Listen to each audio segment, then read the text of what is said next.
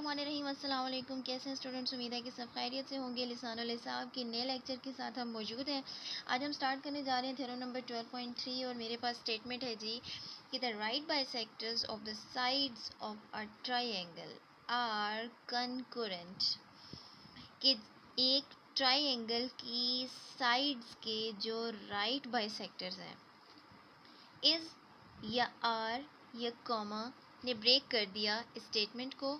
यहाँ तक ट्राइंगल तक आपको गिवन है। क्या गिवन है? एक ट्राइंगल गिवन है, फिगर में ड्रॉ कर ली गई है जी ABC एक ट्राइंगल, ठीक है। उसकी साइड्स, उसका इंट्रोडक्शन भी हम गिवन में करा देंगे। करना क्या है, इसके लेने हैं राइट बाइसेक्टर्स। राइट बताया था आपको 90 डिग्री के लिए यूज़ होता है। और बाइसेक्टर वो लाइन जो किसी दूसरी लाइन को दो इक्वल पार्ट्स में डिवाइड करे, उसको बाइसेक्टर कहते हैं। तो राइट बाइसेक्टर वो लाइन हो गई जो दूसरी लाइन को 90 डिग्री पे दो इक्वल पार्ट्स में डिवाइड करे। अब देखिए फिगर में ABC एक ट्राइंगल है, ठीक है। उसमें ये साइड है AB और इसका सपोज ये D मिड पॉइंट है। अगर ऐसा है तो ये आने वाली लाइन इस AB को बाइसेक्ट कर रही है, दो इक्वल पार्ट्स में डिवाइड कर रही है, ठीक है। और अगर ये OD 90 डिग्री का एंगल B बना रही है तो ये राइट बाइसेक्टर हो गया इस AB के लिए। इसी तरीके से BC एक दूसरी साइड है और OE इस BC को अगर दो इक्वल पार्ट्स में डिवाइड भी कर रहा है और 90 डिग्री के एंगल्स भी बना रहा है तो ये दूसरा राइट बाइसेक्टर हो गया। इसी तरह से AC के लिए OFB अगर राइट बाइसेक्टर है तो इसको दो इक्वल पार्ट्स में डिवाइड भी कर रहा होगा और 90 डिग्री का एंगल भी बना रहा होगा, ठीक है। ये मैंने राइट बाइसेक्टर के लिए एक्सप्लेनेशन दी है। लेकिन क्या करना है, हमने ये प्रूव करना है कि ये कॉन्करेंट है। कॉन्करेंसी कहते हैं जी एक ही पॉइंट से तीन या तीन से ज़्यादा लाइंस का पास होना। ये OD, OE और OF तीनों राइट बाइसेक्टर्स बन रहे हैं इस ट्राइंगल के लिए। ये तीनों एक ही पॉइंट से पास कर रहे हैं तो ये हो गया कॉन्करेंट। इसी कॉन्करेंसी को हमने प्रूव करना है, ठीक है। अब किस तरह से प्रूव करेंगे, उसके पास प्रूव के लिए कोई भी और तरीका नहीं है सिवाय इसके कि तीनों राइट बाइसेक्टर्स में से कोई से दो बाइसेक्टर्स को वो मान ले कि ये राइट बाइसेक्टर्स हैं और तीसरे को वो छोड़ दे कि वो राइट बाइसेक्टर है या नहीं, अपने प्रूफ के लिए छोड़ दे। और अगर उसने ये प्रूव कर दिया कि तीसरा वाला भी राइट बाइसेक्टर है तो फिर वो कन्फर्म है कि वो कॉन्करेंट ही होंगे, क्योंकि राइट बाइसेक्टर्स हम ज्योमेट्री में आगे 17 चैप्टर में जाके सीखेंगे कि वो कॉन्करेंट ही होते हैं, ठीक है जी। इसके लिए उसने क्या किया, कोई से दो, उसने कहा कि गिवन है कि एक ट्राइंगल ABC है जिसमें DO एंड EO ये राइट बाइसेक्टर मान लिया और EO को राइट बाइसेक्टर मान लिया। FO को उसने नहीं माना, ठीक है। अगर अभी से वो मान ले तो फिर उसको प्रूव करने के लिए कुछ रहता नहीं है। बाकी आप कोई से भी दो ले सकते हैं, आप EO और FO ले लें या FO और DO ले लें, जैसे आपकी मर्जी। कोई से दो को राइट बाइसेक्टर मान लेना है और कोई एक को छोड़ देना है, ठीक है, अपने प्रूफ के लिए। फिलहाल उसने क्या किया, DO और EO को मान लिया। ये लाइन सेगमेंट जो है इसको राइट बाइसेक्टर कह रहा है AB का। इसी तरह से EO को भी BC का राइट बाइसेक्टर कह रहा है, मानता है। कहता है कि in triangle ABC DO and EO are the right bisectors of AB and BC respectively. कि ये DO और EO AB और BC के राइट बाइसेक्टर्स हैं रिस्पेक्टिवली। रिस्पेक्टिवली का मतलब है कि DO पहले उसने बोला तो AB का राइट बाइसेक्टर यही DO है, बाद में वो BC कह रहा है तो EO जो है वो दूसरे वाले यानी BC का राइट बाइसेक्टर है।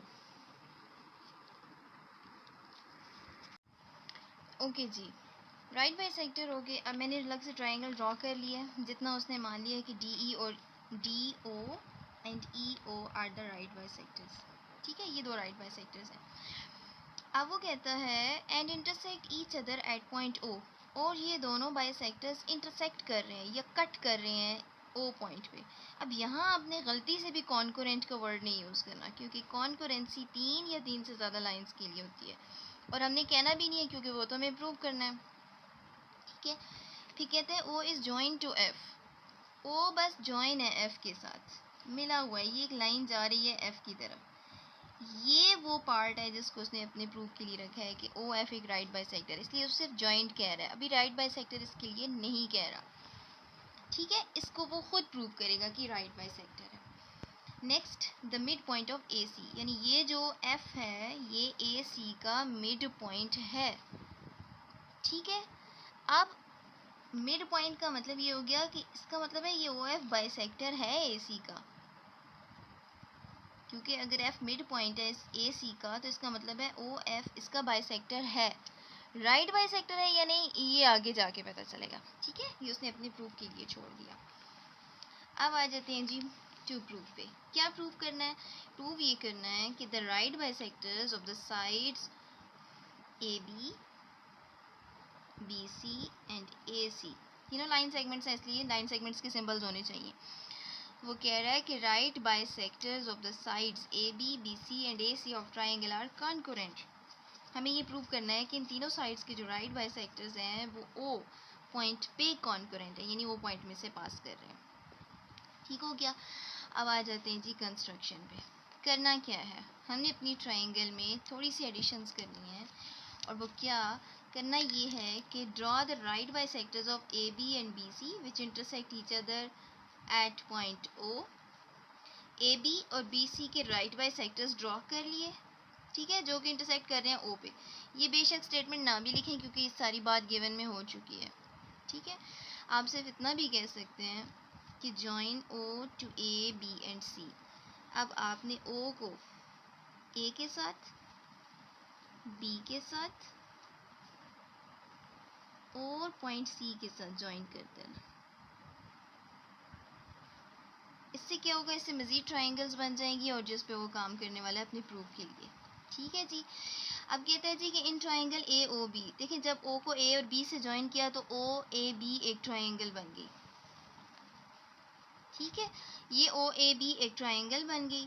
और कहते हैं कि O lies on the right bisector of A B, ये ओ जो है वो ए बी के राइट बाइसेक्टर के ऊपर लाई करता है।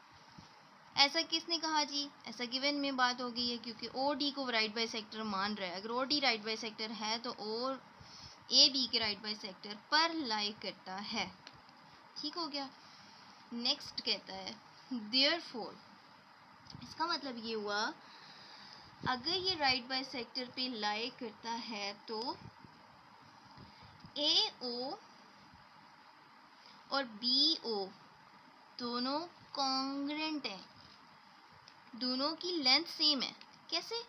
हमने थ्योरम नंबर 12.1 में सीखा था कि वो पॉइंट, देखिए तब हमने ये सीखा था कि एक लाइन है और कोई भी एक बाहर पॉइंट है, अगर ये पॉइंट राइट बाइसेक्टर के ऊपर लाई कर रहा है तो फिर ये इसके एंड पॉइंट से इक्विडिस्टेंट होगा, यानी ये साइड और ये साइड कॉन्ग्रेंट होगी। ठीक है, ये लाइन सेगमेंट के एंड पॉइंट से ये वाला पॉइंट इक्विडिस्टेंट होगा, ये लेंथ और ये लेंथ सेम होगी। हमने थ्योरम नंबर 12.2 में सीख लिया था। तो बस यही हवाला दे रहा है, कह रहा है अगर ओ डी ए बी का राइट बाइसेक्टर है तो इसका मतलब है ओ से ए तक का डिस्टेंस और ओ से बी तक का डिस्टेंस दोनों सेम है। ठीक हो गया। इसको इक्वेशन 1 का नाम देके संभाल लें इस इक्वेशन को। ठीक है, ये आगे काम आने वाली है। नेक्स्ट कहते हैं similarly in triangle B O C, ये भी तो ज्वाइन किया हुआ है। ठीक है, तो ये बी ओ सी भी एक ट्राइंगल बन गई। कहते हैं बिल्कुल इसी तरीके से बी ओ सी के बारे में भी हम कह सकते हैं। ओ ई को हमने राइट बाइसेक्टर माना बी सी का। ठीक है, अगर ओ ई बी सी का राइट बाइसेक्टर है तो इसका मतलब है कि ओ लाई करता है बी सी के राइट बाइसेक्टर पर, और अगर ओ लाई कर रहा है बी सी के राइट बाइसेक्टर पे तो फिर ये वही बात दोबारा से आ गई कि एक लाइन सेगमेंट है, ओ एक बाहर एक पॉइंट है, और ये इस लाइन सेगमेंट के बाइसेक्टर राइट बाइसेक्टर पे लाई कर रहा है। अगर ऐसा है तो फिर इसके एंड पॉइंट्स तक भी जो डिस्टेंस होगा वो सेम होगा, वही 12.1 थ्योरम का हवाला। ठीक है, अगर ऐसा है तो इसका मतलब है ओ से बी और ओ से सी तक का डिस्टेंस दोनों कॉन्ग्रेंट हैं। ठीक है, इसको इक्वेशन नंबर 2 कह के संभाल लें ये भी। अब आप ज़रा गौर कीजिए, फर्स्ट इक्वेशन में हमने कहा कि ए ओ कॉन्ग्रेंट है बी ओ के, दूसरी में हम कह रहे हैं बी ओ कॉन्ग्रेंट है सी ओ के। तो ट्रांजिटिव प्रॉपर्टी ये कहती है कि अगर दो इक्वेशंस में दो चीज़ें नोन हों, तो जो दो चीज़ें सेम हों तो जो सेम नहीं होती, डिफरेंट होती हैं, वो भी आपस में कॉन्ग्रेंट हो जाती हैं। इसका मतलब है ए ओ और सी ओ भी आपस में कॉन्ग्रेंट है। Hence A O is congruent to C O. वो कैसे? From equation 1 and 2। यहाँ आप ट्रांजिटिव प्रॉपर्टी का हवाला भी दे सकते हैं। ठीक है, अब ज़रा इस स्टेटमेंट को फिगर से समझिए कि ए ओ और सी ओ कॉन्ग्रेंट है।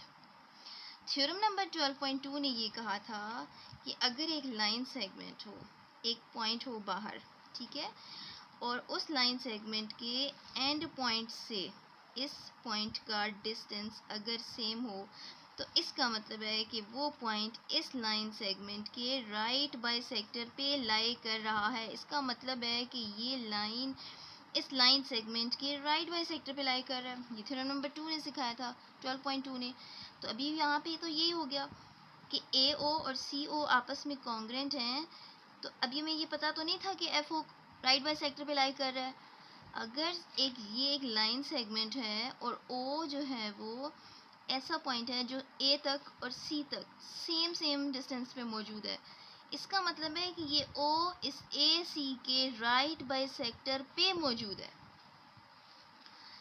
This equation implies that, this result implies that कि O is on the right bisector of AC। ये और AC की right bisector पे मौजूद है। क्या रीज़न है? O is equidistant from A and C। A और C दोनों से equidistant है।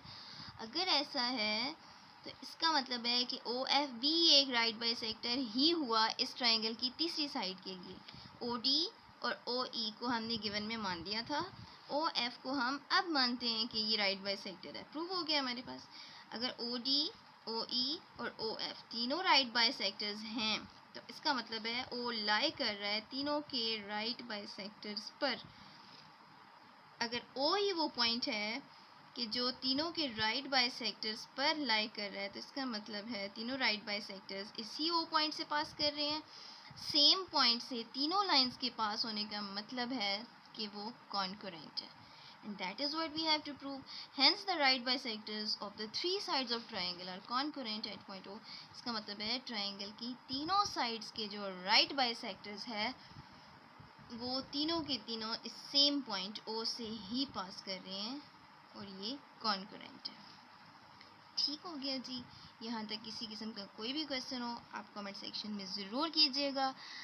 बहुत आसान थ्योरम है, बस किसी भी पोस्टुलेट की भी ज़रूरत नहीं पड़ी। 2 इक्वेशंस लेनी और ट्रांजिटिव प्रॉपर्टी हमें सारा थ्योरम प्रूव करके दे देती।